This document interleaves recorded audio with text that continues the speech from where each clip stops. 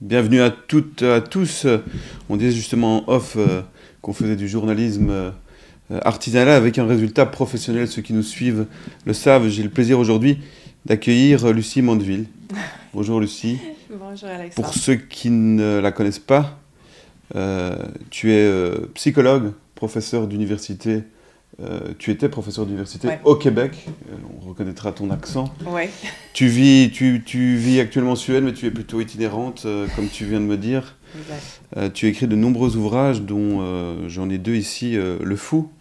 On parlera un peu de la folie, hein, comment on la voit dans nos sociétés. Puis Soyez heureux, sans effort, sans douleur, sans vous casser la tête. On parlera, c'est un peu de la psychologie qu'on appelle positive, dont tu es...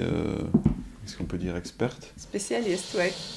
Et tu es aussi, et j'ai pris son livre, d'ailleurs, la compagne de Philippe Guillemant, et qui a écrit son dernier, je crois, La physique du futur lumineux, qui est un dialogue entre le passé et le futur, et c'est beaucoup de physique quantique, on peut vulgariser, et c'est très intéressant, parce qu'on pense le futur, on en parlera d'ailleurs, le futur autrement, hein, le futur qui n'est pas écrit, mais en même temps qui... Voilà, je trouve passionnant aussi dans ce livre et dans toutes vos réflexions l'idée que tous nos petits actes peuvent, c'est pas qu'ils peuvent, c'est qu'ils changent tout. Il suffit qu'on prenne une autre direction ou qu'on fasse un autre choix pour qu'on change notre avenir, mais aussi l'avenir de plein d'autres personnes. Oui, parce que, bon, de plus en plus, on parle d'énergie plutôt que de matérialisme. Et conscient de cette énergie, non seulement ce qu'on fait, ce qu'on pense, ce qu'on ressent, peut influencer notre réalité et celle des autres, tout à fait. Alors, peut-on dire que tu t'es réveillé récemment? Peut-on appeler ça réveil? Donc, tu as fait une conférence hier à laquelle j'ai assisté où tu disais que tu pensais avant que le politique nous voulait du bien et que les médias aussi.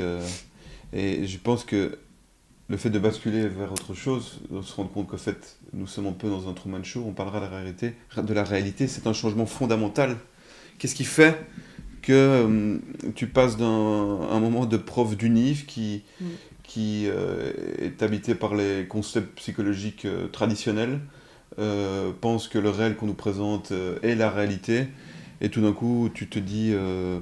non, il y a quelque chose qui cloche. Est-ce que c'est le Covid? Est-ce que c'est...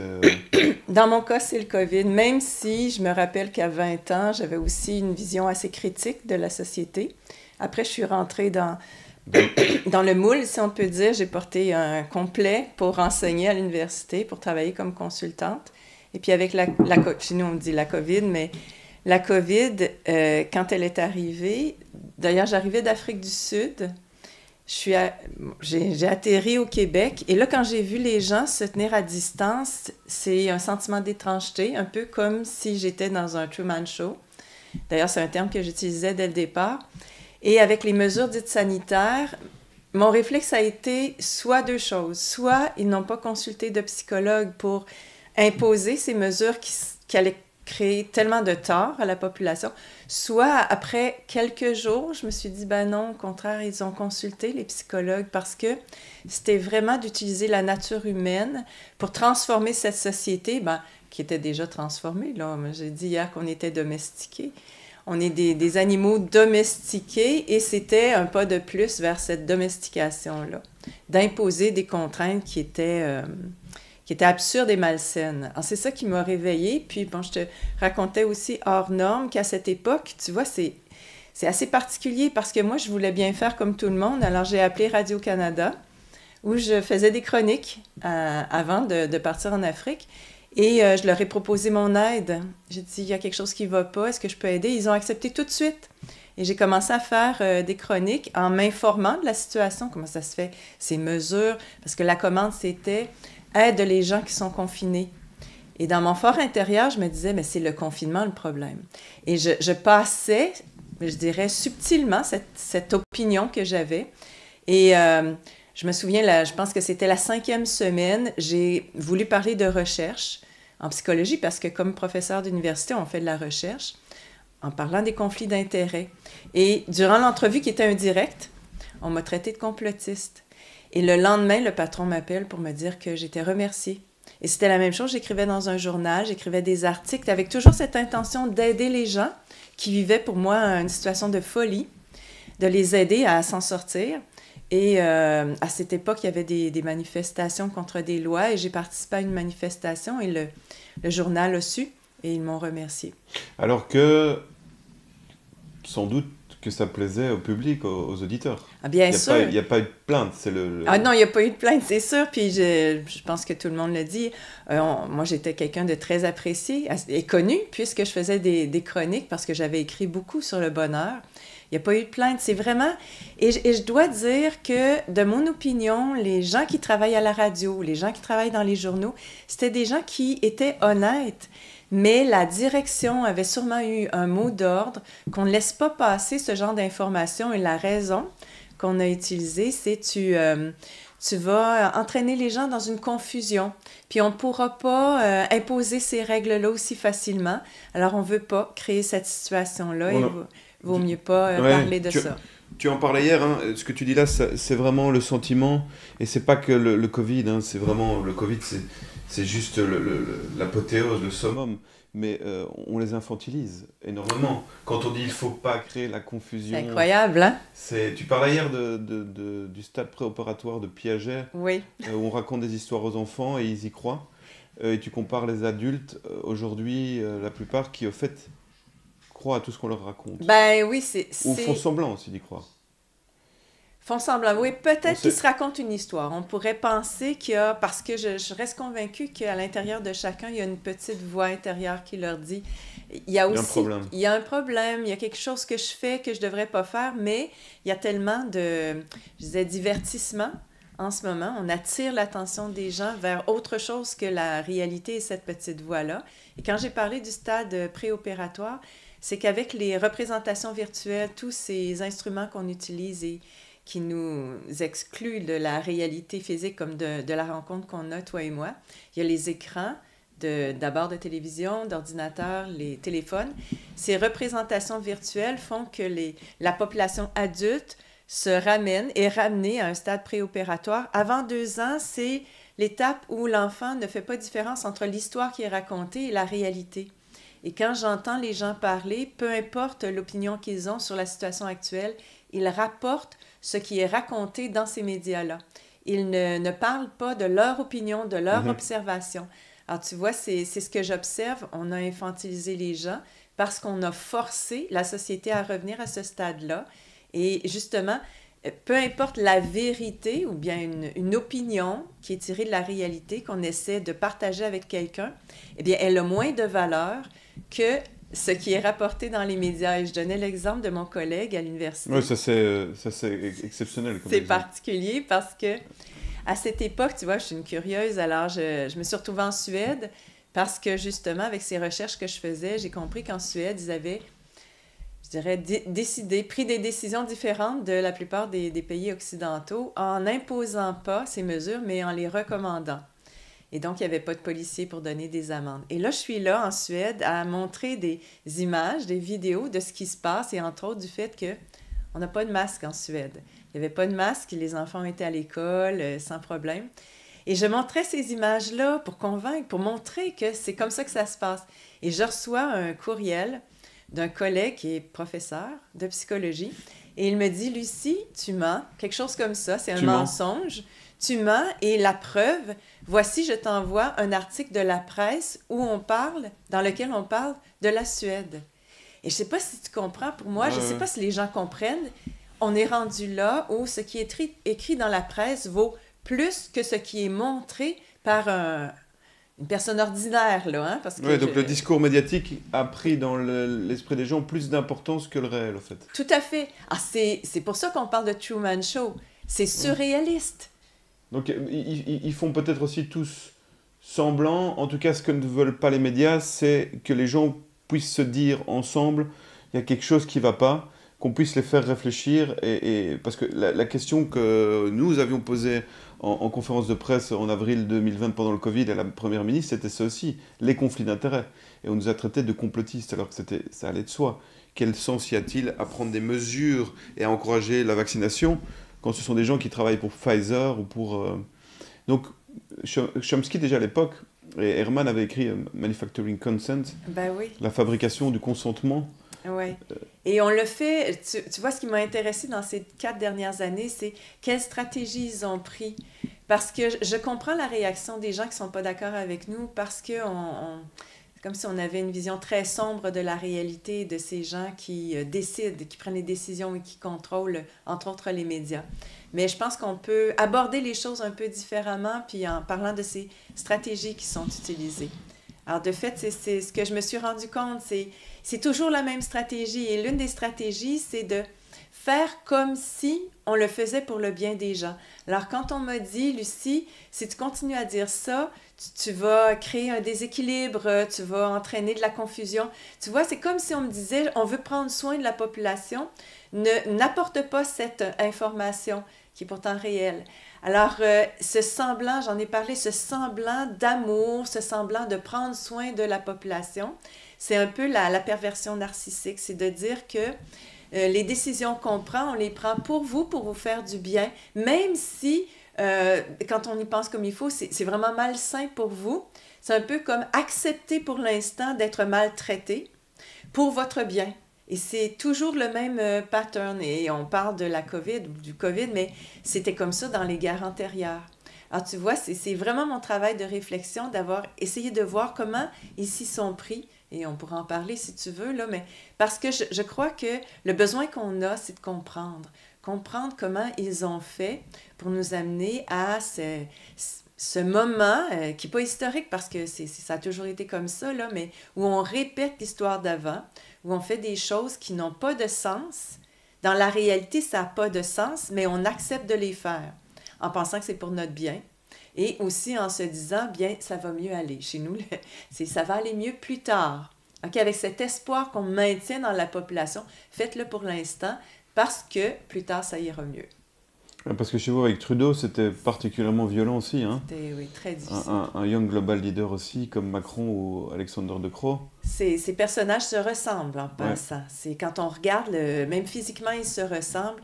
Je crois que l'un des avantages que j'ai eu l'impression d'avoir, c'est justement d'être en Suède, d'être au Québec, d'être en France, de voyager et de voir les similitudes entre les pays, autant dans le style des chefs politiques que dans leur message. Mm-hmm. Et tu disais, mais qu'est-ce qui fait que tu t'as changé d'une personne conforme à une personne qui se rebelle? Bien, c'est entre autres le langage qui était utilisé. Chez nous, il y a un chef de la santé publique qui est pas intelligent. Moi, je disais aux gens, c'est pas des gens intelligents, là, c'est des gens manipulés. Et il disait, il faut aplatir la courbe. Et quand j'ai entendu le même message en Nouvelle-Zélande, je me suis dit, attends, c'est pas possible. Mm-hmm. C'est possible peut-être d'avoir les mêmes mesures parce que McKenzie est là, mais d'avoir les mêmes mots, c'est culturel, ça, les mots. Comme l'épidémie de non-vaccinés. Ben exactement, c'est des termes. Quasiment la même semaine.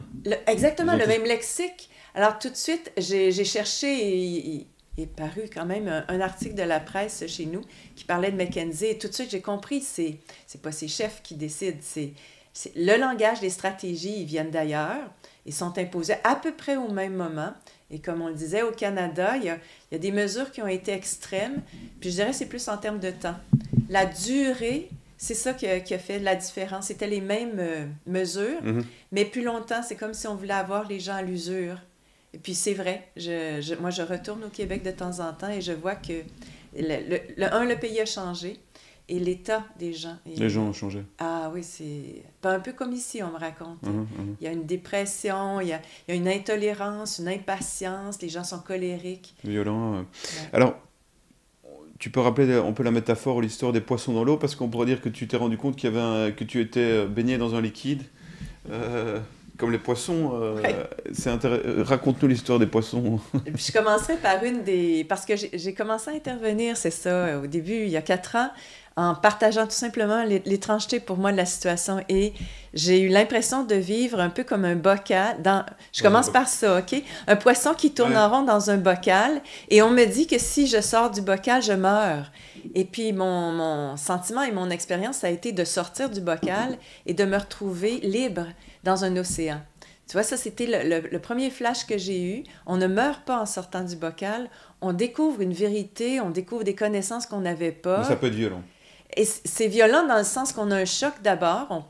On est désillusionné, déçu. J'ai vécu une grande déception de toutes les institutions.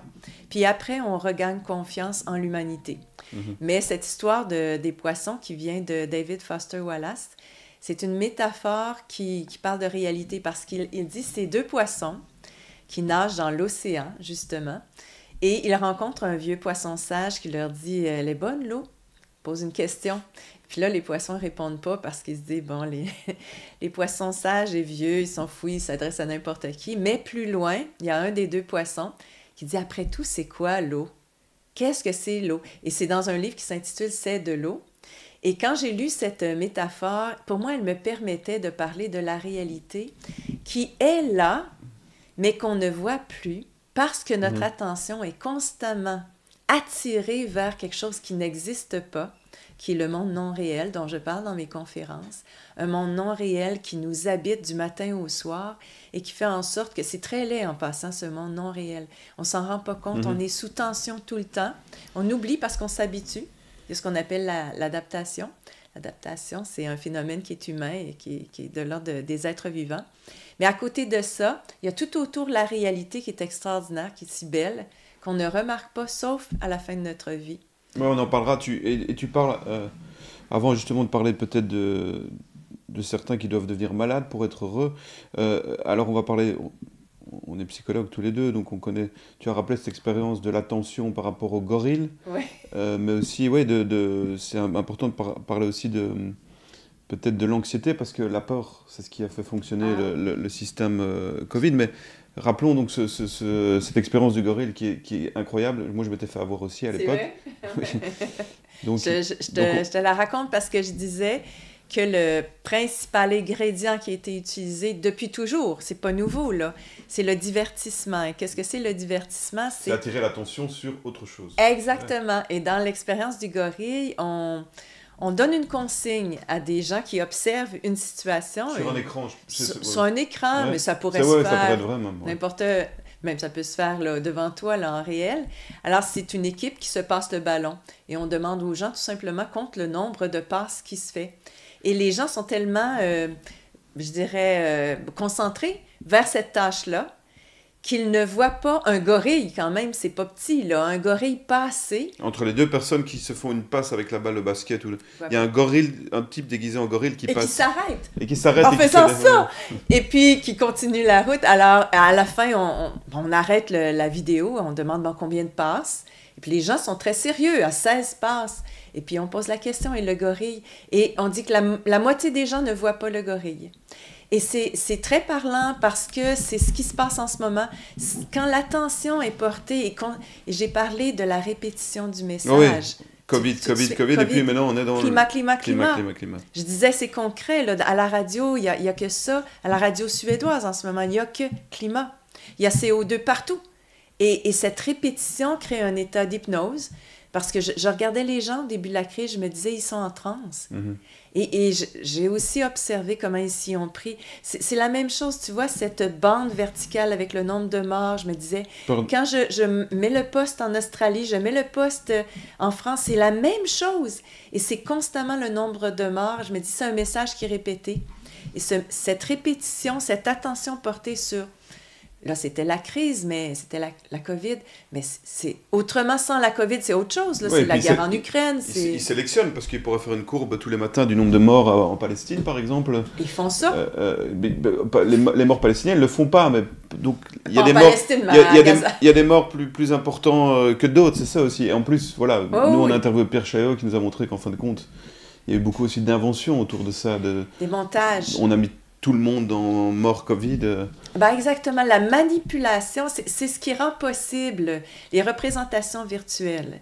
Je ne sais pas si les gens se rendent compte, lorsqu'ils ont sorti la télé, qu'on dit chez nous, et les écrans d'ordi et tout ça, ils peuvent à partir de ce moment-là faire des montages.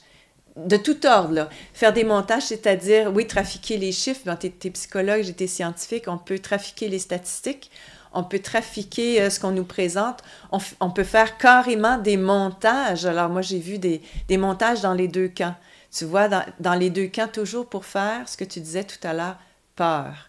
Pour faire peur d'un virus, pour faire peur du contrôle qu'on allait perdre, peur des injections et tout ça. C'était toujours cette anxiété-là, cette peur-là, qui fait que les gens sont sous tension. Et aussi, quand on est sous tension, c'est un peu comme un état de survie.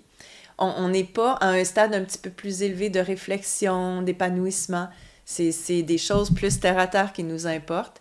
Et c'est ce qui fait qu'on peut tellement facilement manipuler les gens. Ça me fait penser à la phrase de Rosa Luxembourg que je cite souvent, celui qui ne bouge pas ne sent pas ses chaînes. Ah, mon Dieu, que c'est bien dit. Et donc les gens qui sont dans un état d'apathie et d'obéissance pensent être libres. Et ça me fait penser aussi à celle de Thucydide qui dit il faut choisir se reposer ou être libre.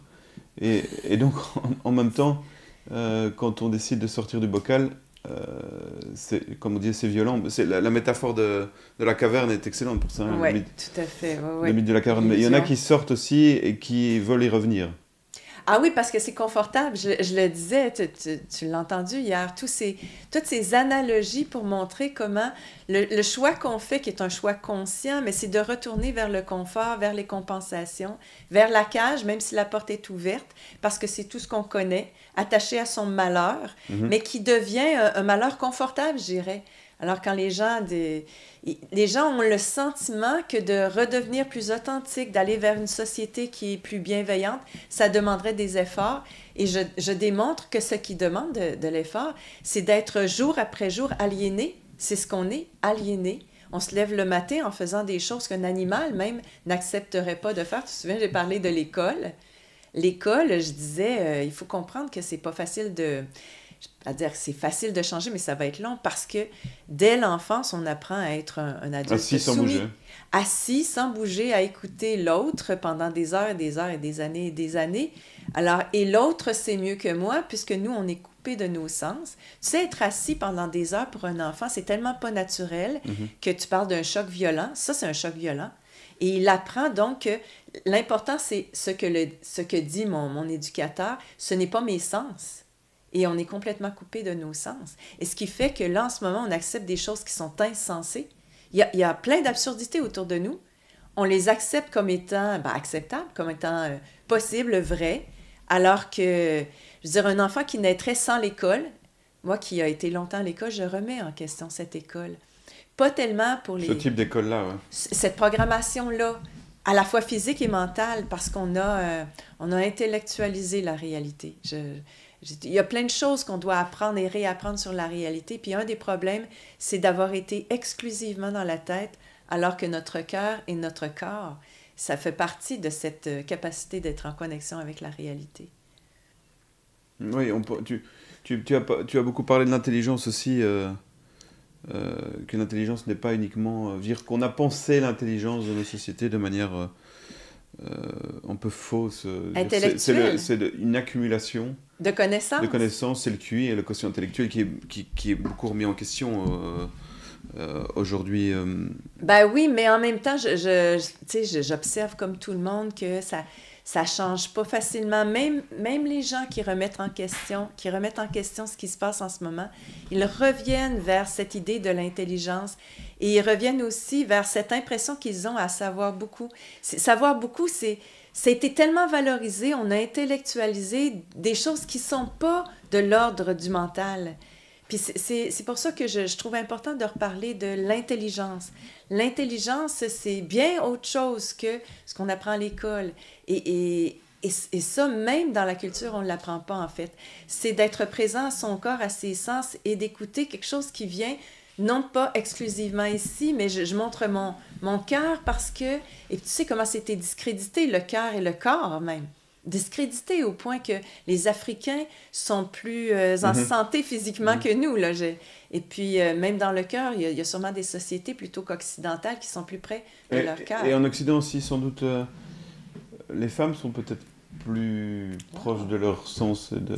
C'est très intéressant ce que tu dis. De leur cœur. Si on peut encore aujourd'hui parler de femmes et d'hommes. Parce que celles qui s'affirment femmes encore. Parce que hier, par exemple, aussi, il y avait, on était 25 plus ou moins, il y avait 3 hommes dont moi et le reste, c'était des femmes. Et on se rend compte que souvent, dans toutes ces réunions, et même dans les manifestations, il y avait surtout des femmes. Ouais. Et je ne vais pas faire de division parce que... Non, mais je suis consciente que bien avant la crise COVID, il y a eu il y a quelque chose qui s'est installé, puis d'ailleurs peut-être volontairement, entre les hommes et les femmes, qui fait que les hommes ont du mal à se retrouver dans cette société alors qu'ils avaient un rôle qui avait sa valeur autrefois. Et les femmes ont pris beaucoup d'assurance, je dirais, et comme tu dis, cette connexion qui est même organique, parce que la femme est habituée à recevoir, je dirais, et à être en contact avec l'extérieur. L'homme, avec sa force, est plus intériorisé. Alors, c'est vrai que pour l'instant, il y a beaucoup de femmes, et je crois que les hommes se cherchent, et sont entre deux. Une société d'avant, une société de bientôt qui s'en vient. Alors que les femmes, probablement que les femmes vont influencer le passage de l'un à l'autre, je crois. Et puis, il y a des femmes qui s'expriment, alors c'est bien. Et je crois qu'en Europe, c'est un peu moins présent. J'ose le dire parce que je voyais qu'il y avait beaucoup d'hommes qui s'exprimaient. Puis, il y a peu de femmes qui prennent la parole publiquement. Alors, je suis contente de prendre mon rôle au sérieux puis de faire ce que je peux pour changer les choses. C'est bien.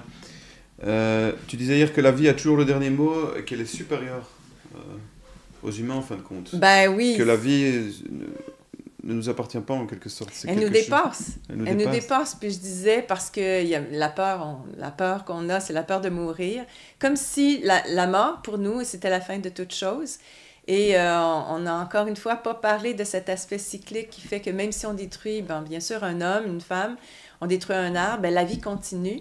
Et si l'humain voulait détruire cette vie, parce que parfois les gens ont peur de ça, puis en partie avec raison, avec la maltraitance qu'on fait à l'égard de la Terre, la vie survivrait à l'humanité.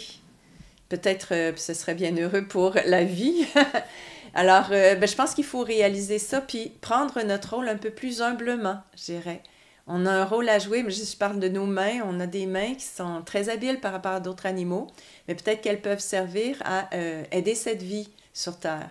Alors que ces mains détruisent la vie sur Terre en ce moment. Alors, je crois qu'ils ont réussi, entre autres, à passer leur message parce qu'il y a, tu sais, avec le CO2 et le climat, il y a quelque chose de vrai là-dedans, sauf que les responsables, c'est pas nécessairement monsieur et madame tout le monde.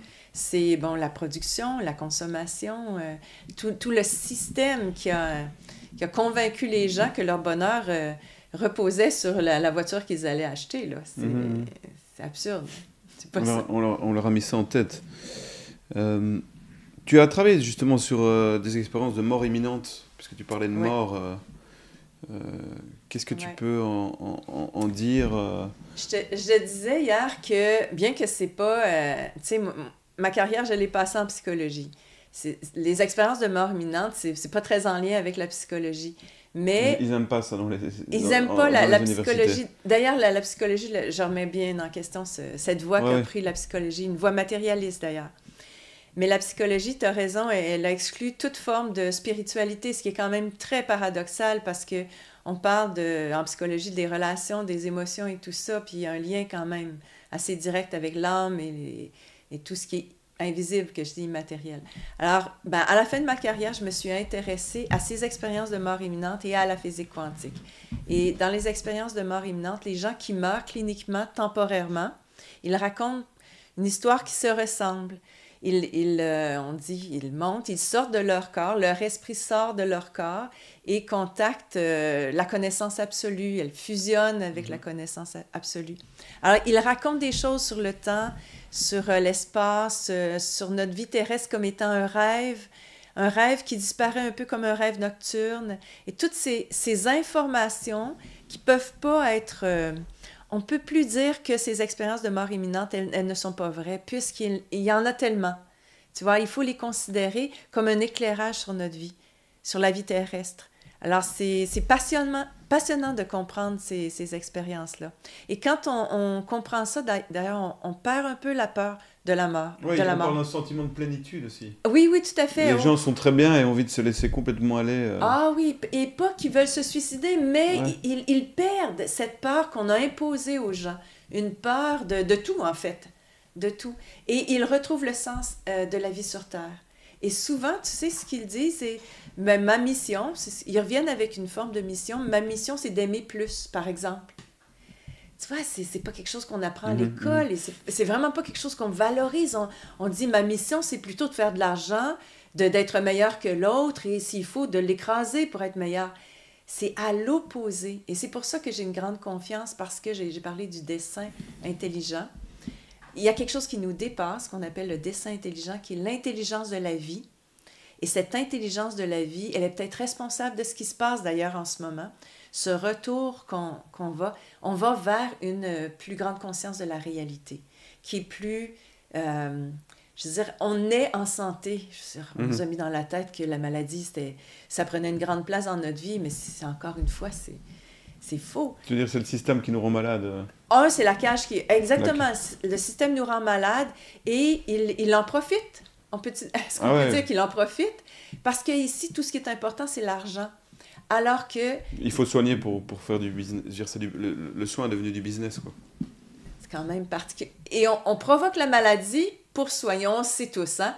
On provoque la maladie pour ensuite pouvoir offrir des traitements et se dire, encore une fois, on prend soin de vous. Mais la maladie, elle vient du système, elle vient pas de nous. Et les gens ont peur encore, ils se disent, s'il n'y avait pas le système, toutes ces institutions-là, ce serait le chaos. C'est des idées qu'on a mis dans la tête des gens. Et c'est très difficile pour moi, je me rends compte, c'est très difficile de passer ces idées-là, bien que les gens qui étaient là hier étaient d'accord, mais c'est très difficile parce qu'on nous a vraiment programmés. On nous a fait un lavage, un vrai lavage de cerveau. Et alors, dans ce système, la part du développement personnel, comme on l'appelle, est aussi devenue une forme de business. Hein. Exact. On a vu les stars américaines qui se mettaient tous à faire du bouddhisme, alors que leur mode de vie était en totale contradiction avec la spiritualité, justement. Comment tu places dans ce système la psychologie positive qui peut aussi être récupérée par... Tout. En quoi, pour toi, ça peut être quelque chose de subversif, au contraire? La psychologie Positive. Développement, ce qu'on appelle développement personnel. Ce qu'on appelle la psychologie positive, puisque tu disais hier aussi que on s'est focalisé sur les gens malades. Tout à fait. Alors que tu donnais un bel exemple de quand on travaille avec des coureurs, par exemple, et qui font un marathon, on ne va pas étudier ceux qui ratent et ceux qui s'arrêtent après 20 km. On va aussi s'intéresser à ceux qui font les 42. Mais donc justement, la psychologie positive, comment peut-on en faire un outil intéressant pour nous, pour notre liberté, et éviter qu'elle soit récupérée comme quelque chose... Soyez positif. Dans les grosses boîtes, les multinationales, il y a phrases comme ça. Oui, il y a aussi des séjours ou des team building avec de la psychologie positive, alors que c'est totalement contradictoire. C'est récupéré, comme tu dis. Tout finit par être récupéré. Et la psychologie positive, c'est vrai que c'est une science qui s'est opposée à la psychologie traditionnelle en disant, comme tu dis, c'est quand même étrange, encore une fois, étonnant qu'on ne se soit pas intéressé aux gens qui vont bien. Alors que comme en médecine, on s'est intéressé d'abord et avant tout à l'anxiété, à la dépression. Il n'y en a peut-être pas assez qui vont vraiment bien. C'est vrai aussi, mais en même temps, c'est ce qu'on leur met dans leur tête. Puis comme tu dis, on leur offre des traitements pharmaceutiques, entre autres, et aussi des traitements comme ces séjours qu'on offre et qui font fortune. Les gens font fortune avec ça, là. Alors, la psychologie positive, d'abord, elle s'est positionnée comme ça, en opposition avec la psychologie traditionnelle. Mais je vais te dire que ce que je présente, c'est au-delà de la psychologie positive, parce que moi-même, je suis devenue critique par rapport à la psychologie. Parce qu'elle s'est matérialisée d'abord, elle a pris position, elle a voulu devenir, je la voyais comme dans une phase d'adolescence, à vouloir se prouver. Alors que, tu vois, ce que je présente, c'est comme on a presque tout faux dans ce monde non réel. À mon avis, ce qu'on doit développer, c'est un peu plus d'humilité. Alors que le développement personnel, tu vois, c'est quasiment soyez plus puissant, soyez meilleur qu'un autre, avec des standards qu'on a identifiés, des standards sociaux qui ont été identifiés. Alors que l'idée, c'est, je me dis un peu naïvement, si on est tous différents, si toi, Alexandre, c'est moi, si Eric, si les autres sont différents, il y a peut-être une raison. Est-ce qu'on peut tout simplement s'arrêter et observer cette différence et l'offrir bien humblement? Je sais que ça ne fait pas très scientifique, mais je crois qu'à chaque fois qu'on s'éloigne de l'humilité, de la simplicité, tu vois, j'ai abordé des thèmes comme la gratitude, comme j'ai parlé du don, par exemple, l'humilité, la gentillesse. Alors moi, j'ai enseigné la gentillesse. Chez Goldman Sachs et Vanguard et BlackRock, la gentillesse, ça non, rentre pas. L'idée exacte, et ça ne rentre pas en science. Il n'y en a pas de subvention pour étudier la gentillesse. Mais je ne sais pas si les gens se rendent compte. Avec cette analogie de la course, comment se fait-il qu'on passe toutes... Les sciences portent sur ce qui va mal. Pourquoi? Est-ce qu'il y a une raison? Est-ce qu'il y a une intention derrière ça? Les nouvelles, c'est toujours les mauvaises nouvelles. Pourquoi on trouve qu'il n'y a pas de valeur à parler de ce qui va bien? Il n'y a pas de valeur à être gentil? On est gentil, donc on n'est pas intelligent. Tu vois, j'ai vraiment l'impression, c'est un Truman Show, mais dans tous les domaines. Il y a aussi le fait que quand ils parlent de choses positives, si ce sont les mêmes qui ont le pouvoir, c'est pour cacher le négatif qu'on devrait savoir. Parce que, par exemple, le journal de TF1, depuis plusieurs années, a au moins la moitié de chaque JT, journal télévisé, consacré à des petits producteurs dans des petites régions pour parler des fromages de brebis qu'ils font, etc., etc. Mais en même temps, on sait qu'eux utilisent ce côté positif pour cacher l'industrialisation de la production, la surproductivité. Donc, bien vu. Même là-dedans, il faut T'allais dire il faut se méfier? Il faut se méfier, ouais.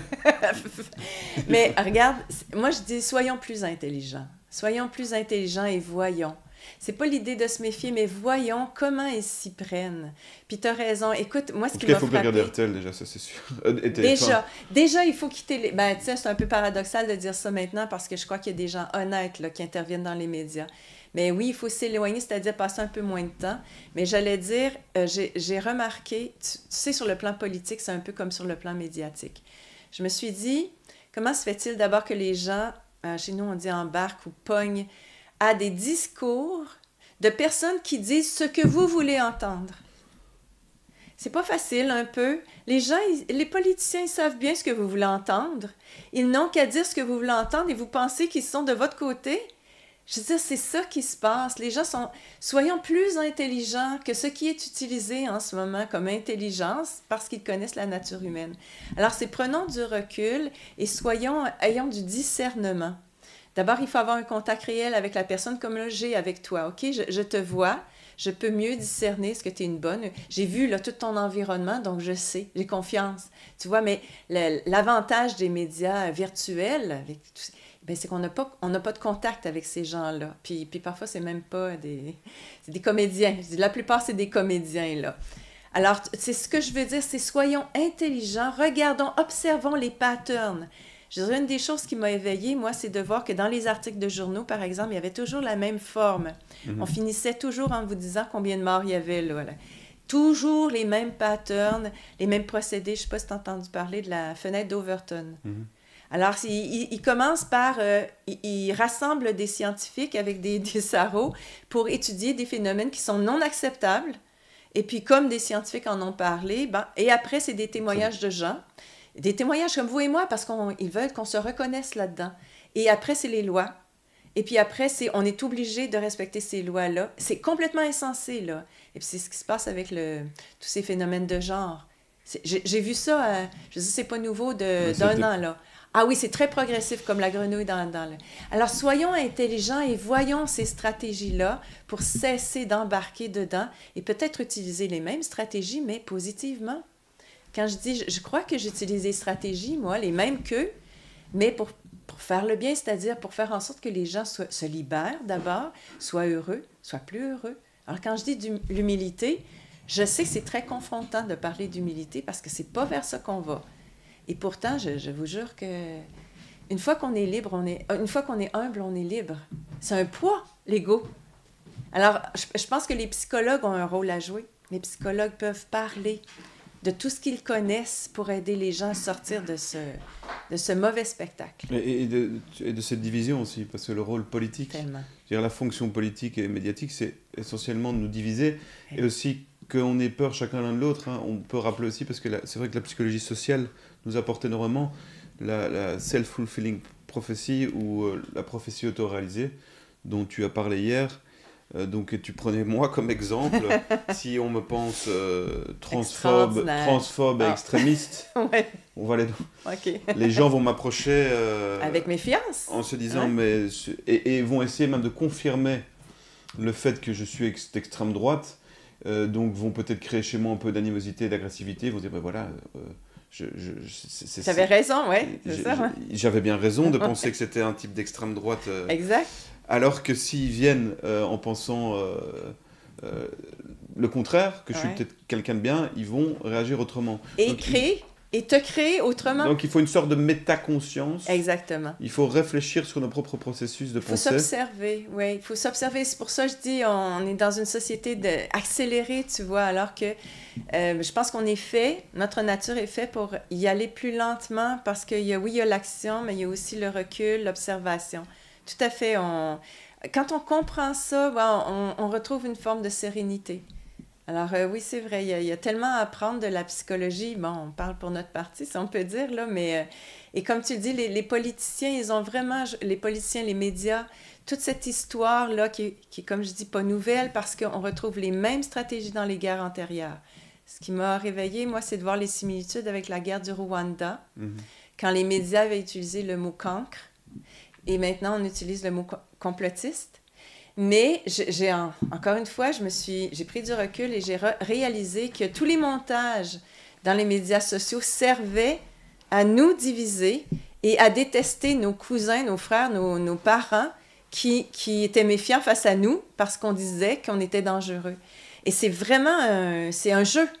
C'est un jeu. Et moi, j'ai rencontré des gens qui étaient ukrainiens et qui disaient, maintenant, on se bat contre nos cousins. Nos cousins, c'est pas des méchants. Nos cousins ont été endoctrinés, programmés à penser qu'il y avait des ennemis. Et les ennemis, c'est ceux qui sont de l'autre côté de la frontière. Alors, ce jeu-là de division, il existe toujours. Et encore une fois, soyons plus intelligents et cessons de traiter des gens qui sont comme nous, qui se sont fait avoir, comme l'ennemi. Alors que l'ennemi, c'est l'ennemi invisible, si on peut dire. On ne les connaît pas vraiment, mais on sait qu'il y a un jeu. On ne veut pas jouer ce jeu-là. Là. Alors, malgré tout cela, tu dis qu'il faut avoir... il ne faut pas être dans l'anxiété. Et avoir malgré tout ça. Malgré le monde qui nous entoure et qu'on réalise, il faut avoir une vision... il ne faut pas avoir une vision catastrophiste du futur, parce que, d'une certaine manière, ce que dit aussi Philippe Guillemont, c'est que on y participe si on pense que le futur va être une catastrophe, indirectement, en le voulant ou, non, ou en ne le voulant pas, on participe à la catastrophe. Oui, on est docile, on fait ce qu'ils veulent. C'est ça qu'ils veulent, maintenir la peur. Alors, si cette phrase-là, elle peut aider les gens juste à sortir de cette peur, parce que sachez que si vous avez une anxiété par rapport au futur, ils ont gagné, là. Ils ont gagné parce que c'est ce qu'ils veulent. C'est comme ça qu'ils réussissent à manipuler les gens. Alors, malgré tout ce qu'on connaît, tout ce qu'on connaît, c'est quoi? C'est ce qui passe, là, dans les écrans. Tout ce qu'on connaît, c'est ça. Mais est-ce que c'est la réalité? Je veux dire, quand même, il y a une grande différence entre ce qui est présenté aux écrans. Comme je vous dis, j'étais en Suède et ce qu'on disait de la Suède, c'était pas ce qui se passait. Et je peux imaginer que ce qu'on dit sur les pays, là, d'ailleurs, on empêchait les gens de circuler. Ce qu'on dit sur ce qui se passe à l'extérieur, je serais curieuse de voir vraiment ce qui se passe. J'ai parlé à une Ukrainienne récemment. lui ai demandé des nouvelles de ses parents qui vivent en Ukraine. Parce que tu imagines ce que je pensais. Je me dis, mon Dieu, ça doit être effrayant ce qu'ils vivent. Elle me disait, ils vivent normalement. Tu comprends? Alors je me dis, OK, qu'est-ce qui se passe vraiment dans le monde?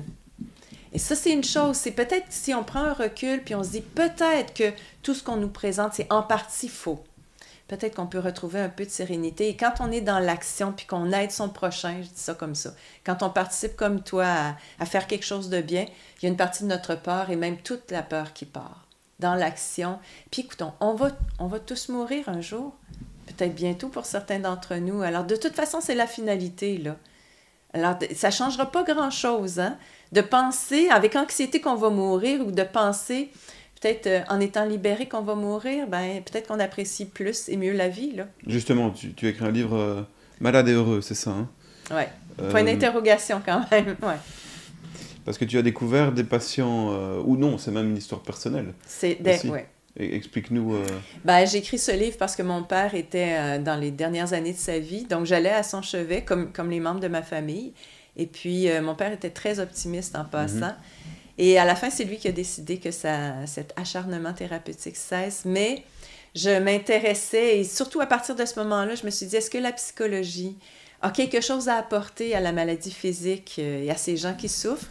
Et j'ai commencé à faire un genre d'enquête, puis j'ai rapporté des témoignages de gens qui, se sachant malades et parfois malades avec une maladie qui est incurable, devenaient plus heureux. C'était le coup de fouet pour... Ben oui, comme la crise, oui. Pour changer quoi? Leur perception de la vie, même leur vie comme telle, parce que des gens ont arrêté de travailler, parce que, bon, il n'y avait plus grand jour à vivre. Alors, ce changement-là, c'est un changement qui rapproche de soi-même, mais c'est un changement aussi qui sort du non-réel. Ça prend ça, comme tu dis, un coup de fouet, parce que là, on sait que tout ce qu'on a accumulé, on va le perdre de toute façon. Alors, comment on veut passer nos dernières années? Et ces gens-là nous instruisent. Vraiment, ils nous disent des choses très, très importantes. D'ailleurs, il y a une enquête qui est rapportée là-dedans des 5 regrets des mourants. Quels sont les regrets des mourants? Les gens là, qui en ont pour une semaine ou deux. Et il y a une infirmière qui dit, 5, j'ai trop travaillé dans ma vie. Hein? Tu le prends pour toi, celle-là? Oui? Ouais, ça dépend quel travail on a, mais... En tout cas, mais ces gens-là, ils disaient, j'ai pas été un compagnon suffisamment présent, j'ai pas vu mes enfants grandir, j'ai trop travaillé.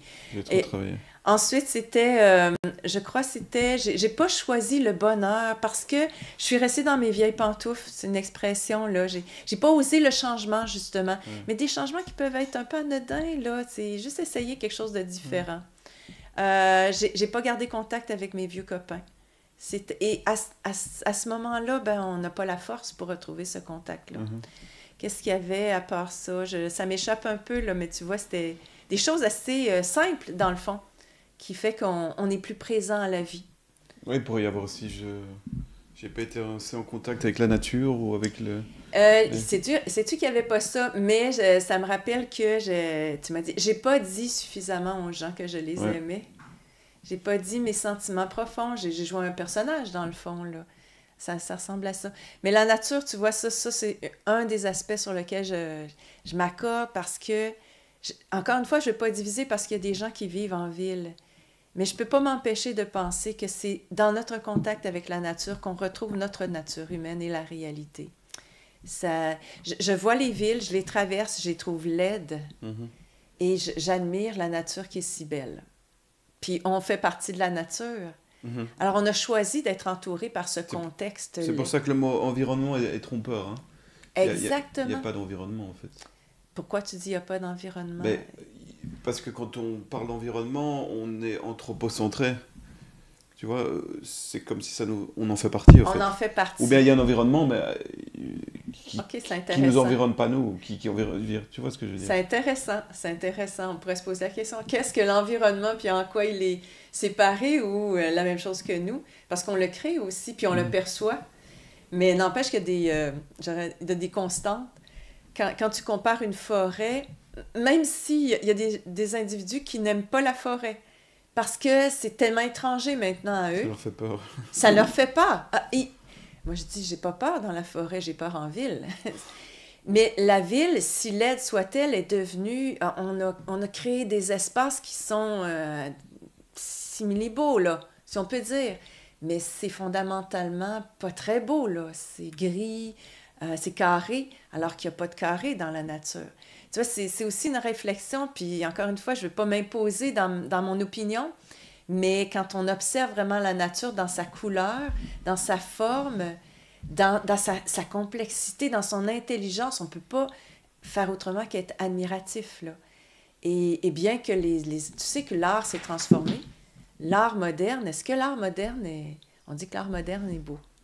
Je sais pas. Oui, l'art moderne. Tu disais justement, oui, que la nature est un chef-d'œuvre, nous aussi. Là, ce qui fonctionne en nous pour l'instant, des milliards de cellules, des neurones, rien que pour parler, le son l'air qui vibre pour arriver jusque dans tes oreilles, c'est fabuleux. Un flocon de neige. Exact, je veux dire, c'est extraordinaire, c'est un chef-d'œuvre et on est malheureux dans notre vie parce que notre souci, c'est se lever le matin avec un réveil, aller travailler. Je l'ai mis quand même ce matin, moi. Tu l'as mis? Pour ceux qui ne savent pas, je disais, l'humain, c'est l'animal le plus bête parce qu'entre autres, il se réveille avec un réveil. Alors qu'il n'y a pas un animal qui fait ça. Mais ce quotidien, cette routine qui nous fait oublier le chef-d'œuvre qu'on transporte tout le temps, je crois, quand tu dis là, oui, il se passe des choses dramatiques, puis en même temps, l'environnement est extraordinaire. Il y a une partie de notre environnement, de notre réalité qui est extraordinaire. Heureusement qu'on a cette bouée. Et le temps qu'on passe un peu plus à regarder ça, à observer, à apprécier, ben ça apporte du bonheur dans notre vie. Et ça fait que peut-être qu'on a confiance, parce que j'ai parlé de confiance. Si cette intelligence de la vie existe, c'est peut-être qu'elle détermine ce qui se passe et qui nous force justement à quitter ce monde non réel et cesser d'être soumis à ce pouvoir qui est invisible. Je veux dire, c'est un pouvoir qui n'existe pas tant qu'on dit non, là. On pourrait dire soyez gentils, mais n'obéissez plus. Oui, tout de même. Soyez gentils et intelligents, s'il vous plaît. Adultes, je porte beaucoup le mot mature ces temps-ci. Soyez matures. Soyons matures. On a eu quelques commentaires. Le dernier, la sagesse de cette personne que je découvre pour la première fois fait vraiment du bien. Merci à Kéros pour cette interview. Ben, de rien, merci Lucie. L'humour aussi, on n'en a pas parlé, mais c'est important. C'est important. Je disais, le critère numéro 1 de la longévité d'un couple, là, c'est important. Il faut faire des blagues. Il faut faire des... Des mauvaises aussi. Faut essayer d'être drôle, il faut retrouver l'humour. Puis l'humour, d'ailleurs, ça canalise cette colère qu'on a à l'égard de l'autre. On peut dire n'importe quoi quand on rit. D'ailleurs, il y a des humoristes, je pense qu'il y a des humoristes belges aussi, hein, qui sont capables de parler de politique, puis on les flagelle pas, là. Hein. Il n'y en a pas beaucoup. Il n'y en a pas beaucoup. Mais on pense à Stéphane Cuvelier, David Schippers et d'autres qui, eux, osent, mais ils sont pas... Ça passe mal en général. Ça passe plus aujourd'hui. À la télé.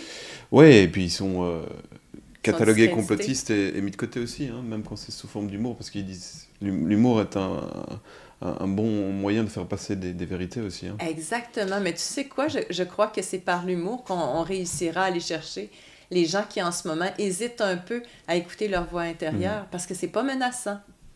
Alors, on va leur souhaiter bonne chance à ces humoristes-là. Bonne chance. Merci, Lucie Mondeville. Voilà, les livres sont téléchargeables... Librement, en fait. Puis là, il y en a 2, mais en fait, j'en ai écrit plusieurs. Oui, il y en a beaucoup plus. Ouais, c'est luciemondeville.com. Hein? luciemondeville.com. Oui, mondeville.com. Voilà. Soutenez la presse libre. Nous acceptons tous les dons. Les héritages, tout ce que vous voulez. Ah oui, les héritages aussi. Oui. Pensez à aller voir votre notaire. Non, la presse libre va mal, évidemment.